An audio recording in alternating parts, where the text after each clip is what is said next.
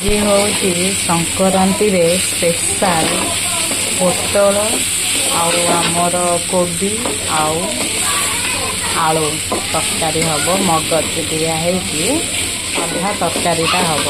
ତ ଆପଣମାନଙ୍କୁ ଦେଖେଇବି, ଫଟୋଟେ ଛାଡ଼ିଦେବି କେମିତି ଆମର ଭାତ ଡାଲମା ଆଉ ତରକାରୀ ହେଇଛି, ସାଧା ତରକାରୀ। ଠିକ୍ ଅଛି। ଯେହେତୁ ଆଜି ସଂକ୍ରାନ୍ତି ତ ସେଥିପାଇଁକି ଆଜି ସାଧା ତରକାରୀଟା ହେଇଛି। ମଗଜ ଦିଆହେବ ୟା ପରେ। ତାହେଲେ ମଗଜଟା ଦିଆ ହେଇକି ଟିକେ ଘାଣ୍ଟି ଦେଲେ ସେଟା ଆଉ ଟିକେ କ୍ରିମି ହେଇଯିବ। ଠିକ୍ ଅଛି।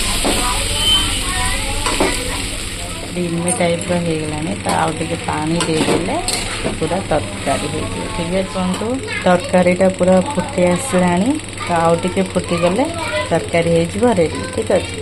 ତ ଜଲ୍ଦି ପଳେଇ ଆସନ୍ତୁ ଖାଇବା ପାଇଁ।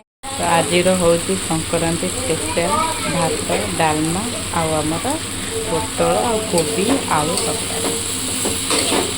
ଆପଣମାନଙ୍କ ସମସ୍ତଙ୍କର ଆଜି ସ୍ପେଶାଲ କ'ଣ ହେଇଛି ସେଇଟା ଜଣାଇବେ। ଠିକ୍ ଅଛି। ଟାଟା ବାଏ ବାଏ।